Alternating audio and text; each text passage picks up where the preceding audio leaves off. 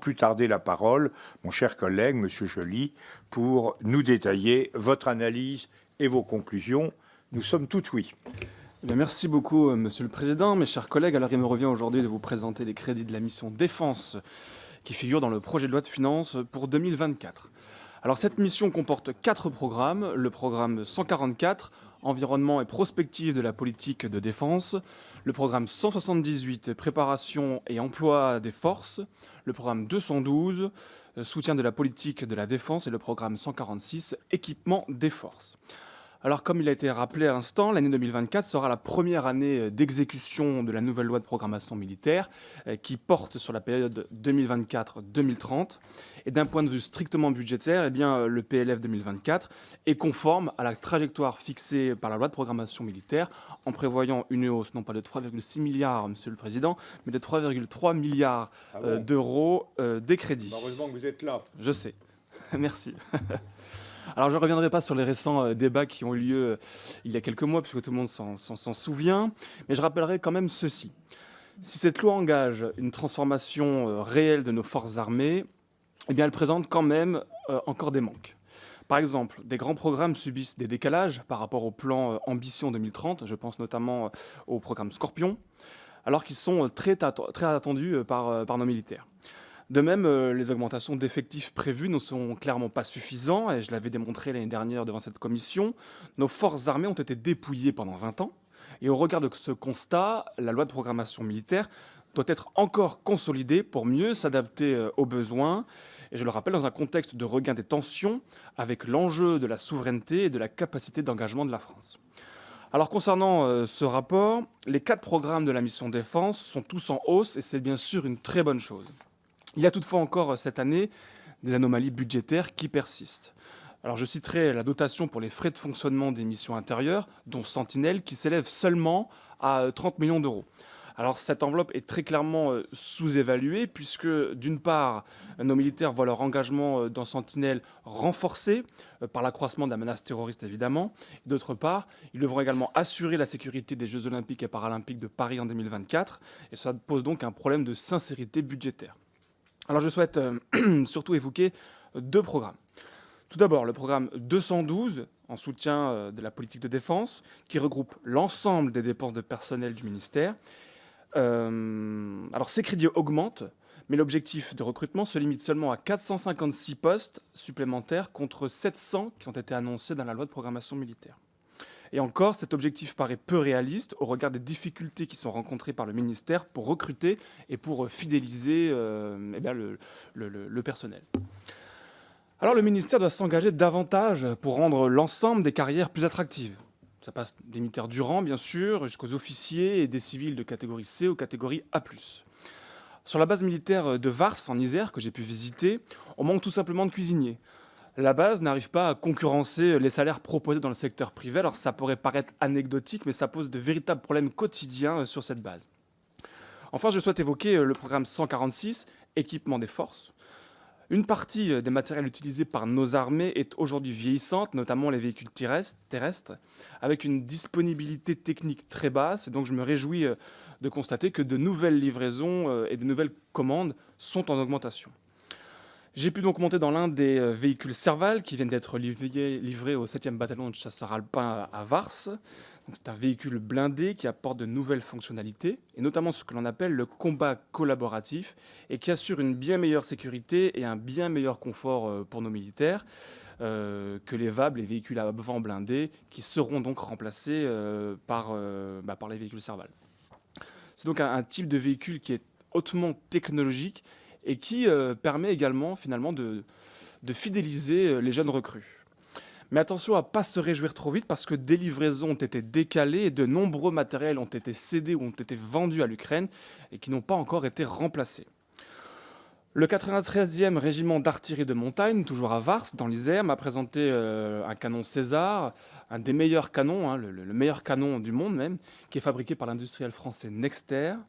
Actuellement, ce régiment ne comporte que 4 canons contre les 16 que le format du régiment nécessiterait. On peut quand même s'interroger finalement sur les possibilités d'entraînement de nos militaires et sur nos capacités d'engagement en cas de conflit. Or, les matériels constituent un enjeu plus important que jamais dans un contexte de réarmement global. Ce sujet va me permettre donc de faire le lien avec la partie thématique du rapport, qui est la maîtrise des armements. Cette maîtrise des armements qui est considérée comme un pilier de la sécurité collective, car elle réduit finalement le risque des courses aux armements et les incompréhensions susceptibles de conduire à la guerre. Alors historiquement, elle est passée par de grands traités qui sont décrits dans mon rapport. D'abord pour le nucléaire, le dernier grand traité bilatéral entre les États-Unis et la Russie a été signé en 2010 et sera en vigueur jusqu'en 2026. Il s'agit du traité New START qui limite le nombre de têtes nucléaires déployées à 1550 et le nombre de vecteurs déployés à 700. Les avancées bilatérales entre les deux grands ont été complétées par un instrument multilatéral majeur, le traité sur la non-prolifération des armes nucléaires, qui a été signé en 68 et qui est entré en vigueur en 70. Et ce dernier reconnaît donc 5 États dotés et doit empêcher la prolifération des armes nucléaires.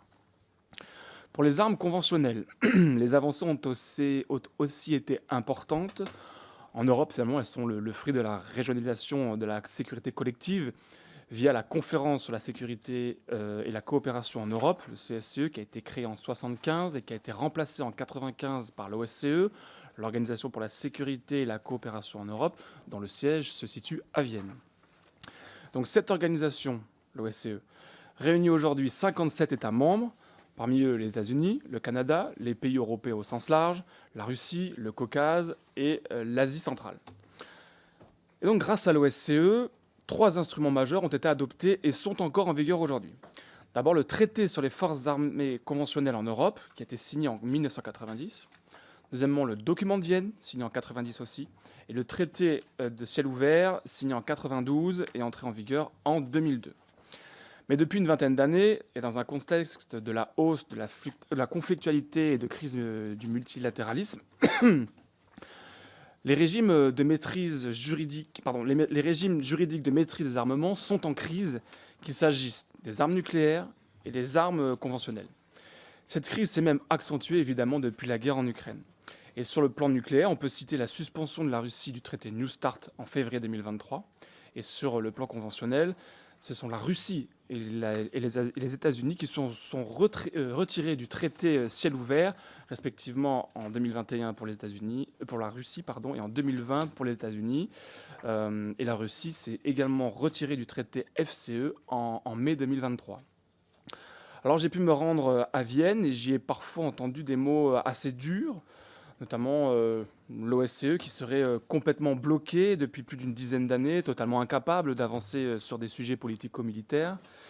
Certains m'ont même parlé de chaos total, d'une situation pire que la guerre froide, et on craint même un départ de la Russie de l'OSCE qui serait une catastrophe, puisque aujourd'hui c'est l'une des seules fenêtres de discussion possibles dans le cadre du conflit ukrainien.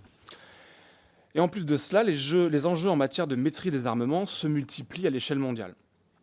Tout d'abord, la Chine, qui n'est liée par aucun texte contraignant alors qu'elle augmente son arsenal nucléaire et conventionnel.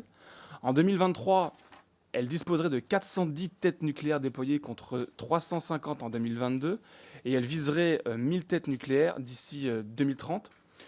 En réalité, la Chine elle se rapprocherait alors de la parité avec les États-Unis et la Russie, ce qui est son objectif. Et elle ne donne aucun élément sur sa doctrine et elle s'oppose à toute mesure qui pourrait contraindre ses ambitions. Par ailleurs, de nouveaux champs de rivalité stratégique permanente, voire de conflictualité se développent. C'est le cas du cyberespace, c'est le cas également de l'espace extra-atmosphérique avec des capacités souvent duales. Donc plus généralement, les changements technologiques, notamment l'intelligence artificielle, les armes autonomes, l'hypersonique, etc., pourraient donc modifier profondément les capacités militaires. Ainsi, la maîtrise des armements ne pourra plus passer par une simple logique paritaire quantitative. L'aspect qualitatif également devra être davantage pris en considération. Alors dans un tel contexte, la France doit éviter un réarmement sans limite. Donc bien sûr, compte tenu du contexte international, il semble illusoire d'espérer d'obtenir à court ou à moyen terme la signature de nouveaux traités par les grandes puissances militaires, mais il faut préparer l'avenir. Et les textes hérités de la guerre froide, qui sont souvent obsolètes, il faudra un jour en proposer de nouveaux. Et 2 axes doivent alors être poursuivis. D'abord, il faut préserver les régimes existants à court terme, et puis il faudra évidemment se doter d'une stratégie à long terme pour relancer et pour réinventer la maîtrise des armements lorsque le contexte international y sera favorable. Donc pour y parvenir, la France doit éviter que les forums existants, et notamment comme l'OSCE, disparaissent. Parce qu'elle réunit encore l'Europe autour d'une même table. Et si elle disparaissait, il serait probablement impossible de la reconstruire. Et pourtant, cela ne semble pas être une priorité aujourd'hui du président de la République. La France doit aussi éviter une trilatérisation du débat où seuls les trois grands États dotés comme les États-Unis, la Chine, la Russie, discuteraient ensemble et où la France resterait en quelque sorte sur la touche. La France est une grande puissance nucléaire, membre du Conseil de sécurité de l'ONU, et sa voix doit donc peser sur cette thématique en toute indépendance, comme l'exige la position traditionnelle et de non-alignement et de souveraineté diplomatique de la France, tout simplement. C'est conforme à ce que souhaitait le général de Gaulle pour la Ve République. Donc après vous avoir présenté les enjeux et les perspectives liées à la maîtrise des armements, je vais revenir en conclusion en revenant sur les aspects budgétaires, en vous redisant que les crédits de la mission défense sont en augmentation, c'est une bonne nouvelle, qui reste tout de même insuffisant aux besoins de nos forces armées, mais c'est pour ces raisons-là que je donne un avis favorable tout de même à ce rapport. Et je ne terminerai pas avant de remercier infiniment Alizé Trio et Nathanaël Lecomte pour leur travail, pour leur accompagnement durant ces dernières semaines. Merci à vous et merci à vous également pour votre attention. Je vous remercie, monsieur le rapporteur. Nous avons bien pris note de votre avis favorable quand même, pour reprendre votre expression. Et maintenant,